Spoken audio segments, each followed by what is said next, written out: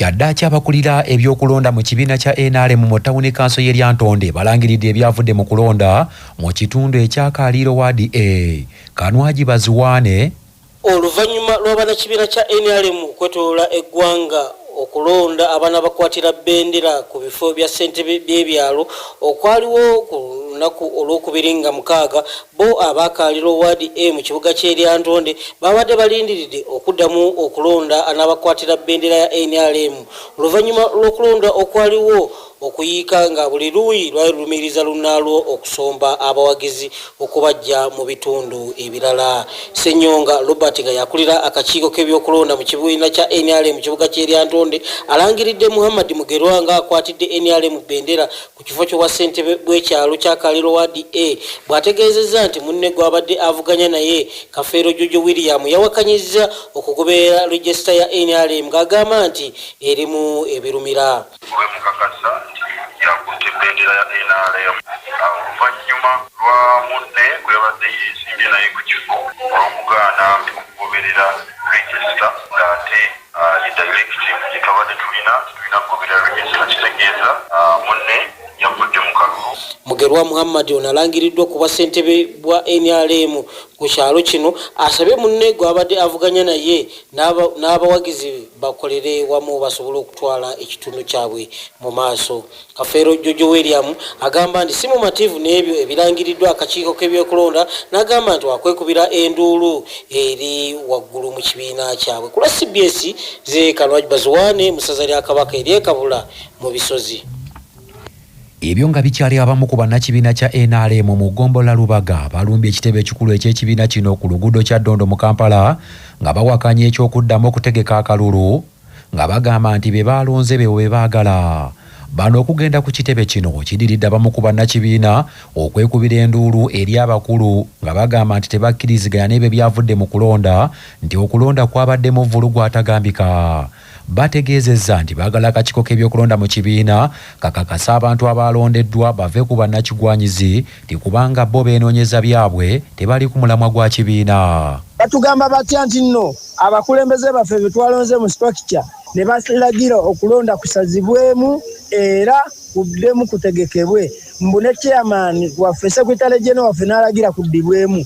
Tuzza bisambajja twalonda abantu baffe era tukakasa abalonzi abantu baffe be twalonda be batuufu kubanga ewaffe tewali kusika mugwa. Nze mbagamba ebigambo bino wammanga akalulu k'omugongo tekabbibwa. Omuntu baba bamukuba akalulu aveeko agende twetamiddwa emivuyo gyabwe. Twe twalonda tumumanyi tuzze wano tewali aliwo. Bana NRM bano bagamba nti baagala abantu abapya mu Lubaga bave ku bantu abakadde mu kibiina nti kubanga tebaagala kuva mu buyinza.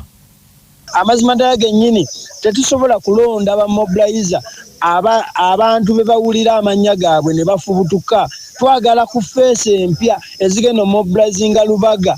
Amazima ddala gennyini n'abannaffe ab'opposition tubatuukirire basobole okutwegattako mu mutima mulungi. Bo bannaffe abali waggulu ekyo tebakiraba. Luutu eno tusituukiddemu ng'abantu ba wansi twagala kuteeka NRM mu Buganda waggulu ku ntikko. Wabula abakulu ku kitebe kya NRM ekya Ddondo bano babaganye okuyingira ne babalagira bayite mu makubo amatuufu okutuusaayo okwemulugunya kwabwe. Manya obuvuna obuddo obw'eddembe lyo tonyigirizibwa. Ddembe lyo ery'obwebange. Ddembe lyakukyusibwako Baluswata Property Consultants batunda ettaka ku nguudo zonna eziyingira n'okufuluma ekibuga. Va mu by'ettaka lyakulukuta ennyumba ya kyama basange ku ofiisi yaabwe ekyengera opposite Orange City essimu 0704 80 1905. Singa abafumbo bakola ekiraamo wabula obufumbo bwabwe ne busazibwamu ekiraamo ekyo kibeera kifu nga munnamateeka Judy Mbabaali bw'annyonnyola. Singa okola ekiraamo ng'oli mufumbo oba oli mwami oba oli musajja nga muli bafumbo obufumbo obwo ne busazibwamu mu mateeka ekiraamo ky'oba okoze kiba kifu era tekitwalibwa nga kiraamo mu mateeka. Ssentebe wa disitulikiti y'e Wakiso Dr. Matiya Lwanga bwanika asabye ebibiina by'obwannakyewa okwongera okuteeka akazito ku bitongole ebikuuma ddembe bikendeeze ku kutulugunya abawagizi b'oludda oluvuganya gavumenti naddala ng'eggwanga lyolekera akalulu k'omwaka 2026. Ssentebe Matiya Lwanga Bwanika bino abyogedde ku kitebe kya disitulikiti ewa Kiso bw'abadde asisinkanye ebibiina ebirwanyira eddembe ly'obuntu okuva mu disitulikiti eyo. Kakati obwavu kigambo kizibu nnyo ate ng'obwavu bwaffe wano mu Africa oba mu Uganda obulaba nga buvunaanyizibwa kufa abakulembeze.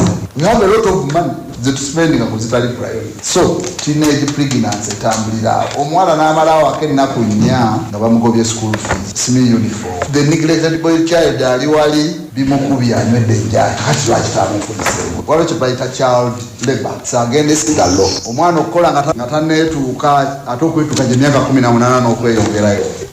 Ssentebe Matiya Lwanga Bwanika asabye ebitongole ebirwanyira eddembe ly'obuntu okuteeka ensonga y'obwavu ku mwanjo nti kubanga ye kanaaluzaala aviiriddeko obumenyi bw'amateeka okweyongera. Mosangira abakazi ng'alina sigiri wano erimu emisooli n'okunyokanga wano ng'ayokya gonja obwavu buleesa obuzibu. Kakati nasanga akaana akali myaka 8 nga keetisse ekibbo kya kasooli oli anyooka ne nkagamba gwe lwaki okola ng'oli mwana muto tewasomye? Ngamba nasomye n'enkomawo kati nga neewuunya kuba budde buwunge mwana muwala ate muto atambuza kasooli okiraba insecurity naye nanga maama waali nemugamba nkulembera netugenda netuuka ewama onanga nti omwana oyo omulabu wasula nze nsasula sente ziva ku kasooli jo baade bamugobye kagamba nanyinyonnyola nga okuyimirirawo kw'omwana oyo kuli kasooli ate ye bw'aba amwokya wano wate kukubeera wamutambuza kati pazo gye mbalekedde yeeyo. Obulamu bwe bugagga kutuusibwako ekitongole ky'ebyobulamu ekikubiriza buli muzadde okutwala omwana we agemebwa omusujja gw'ensiri. Mu kugema gavumenti kweteekateeka okw'omwezi gw'okuna eddagala eppya erigema omusujja gw'ensiri lye rigenda okweyambisibwanga okutaasa abaana baffe babeere n'obulamu obweyagaza.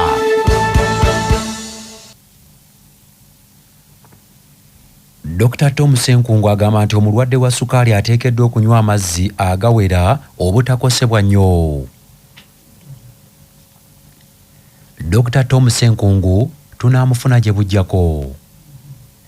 Omukago ogutaba ebibiina n'ebitongole ebirwanyirizi by'eddembe ly'abakyala n'abawala mu Uganda ogwa Uganda Women's Network gwagala gavumenti eyongere amaanyi n'amateeka amakakali ku basajja basedduvuto abeeyongera okukabasanya abaana nga n'abamu baŋŋanda zaabwe era babeera nabo mu maka. Omukago guno gukulirwa munnamateeka Rita Asiro gugamba nti emize n'emisango egimu girema n'okuwulirwa olw'abakwatibwako obutaba na busobozi okuddukira mu mbuga z'amateeka okuwawaabira abo ababeera bakoze ebikolobero.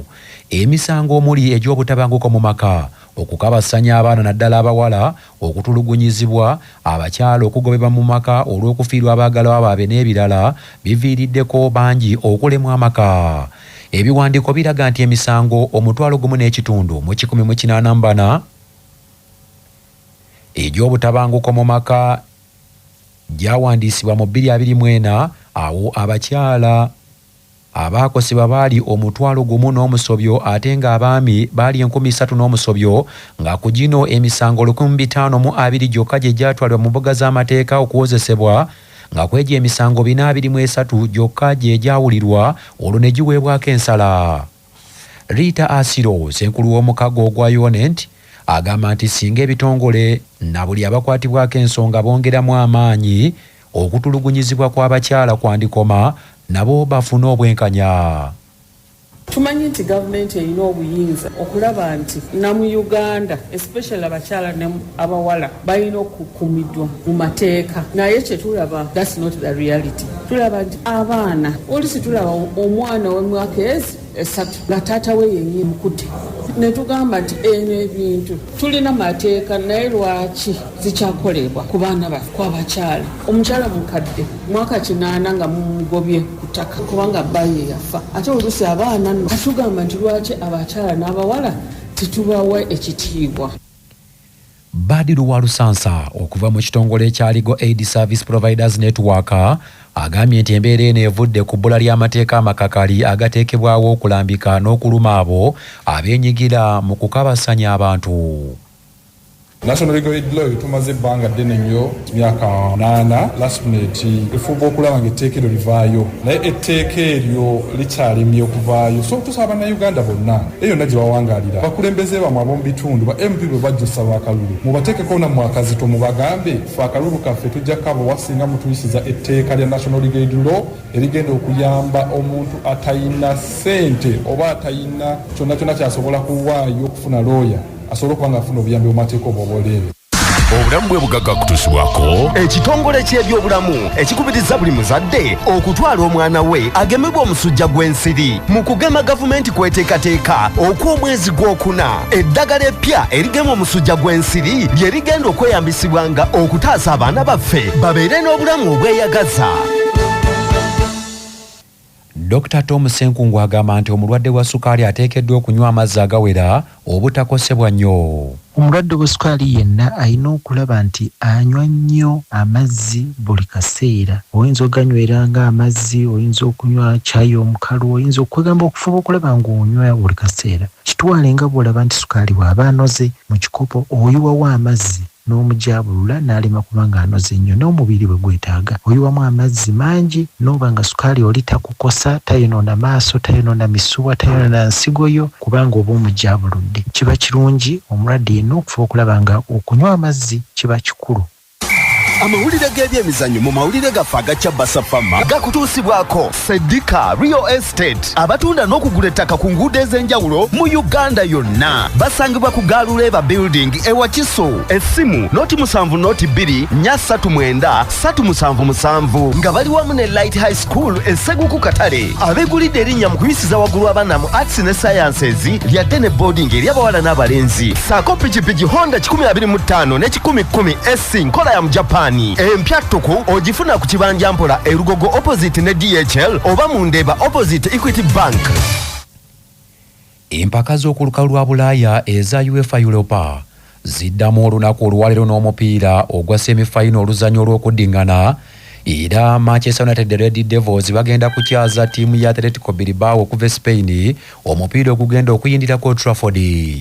Mu mupiira ogwasooka Manchester United yasabula Atletico Bilbao egoli 3 ku bwereere nga kaakano emikisa gya maani y'okuyitawo okuzannya oluzanyo lw'akamalirizo giwerera ddala kubanga omupiira egulina mu 5. Tottenham Hotspur egenda kukyalira Bodo Glimt era ng'omupiira ogwasooka Spurs yaguwangula egoli 3 ku 1. Ate mu mpaka eza UEFA Conference Chelsea the Blues egenda kukyaza Duja Garden wabula nga Chelsea nayo eyina enkizo kubanga omupiira ogwasooka yaguwangula egoozi 4 ku 1.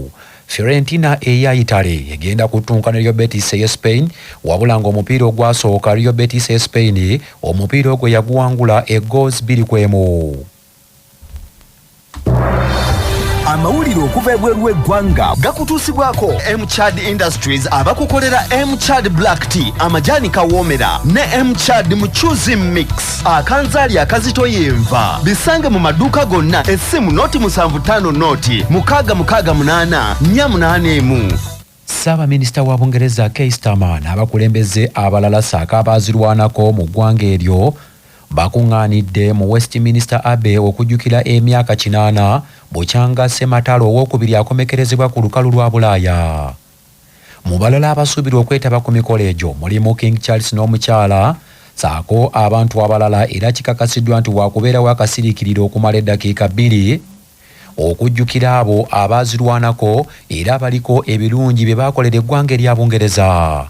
Kikakasiddwa nti wagenda kubeerawo ebikujjuko okwetooloola ebibuga eby'enjawulo nga byakusimbulwa mu kibuga London okwolekera ekibuga Staffordshire batuukeko Hawarden n'ebibuga ebirala nga bajjukira abalwanyi namige era abazira abalwanirira ensi zaabwe. Mu kiseera kino abakungu mu gavumenti n'abakulembeze ku mitendera egy'enjawulo bakyatuuka mu kifo ekyo okubeerawo ku bikujjuko ebyo.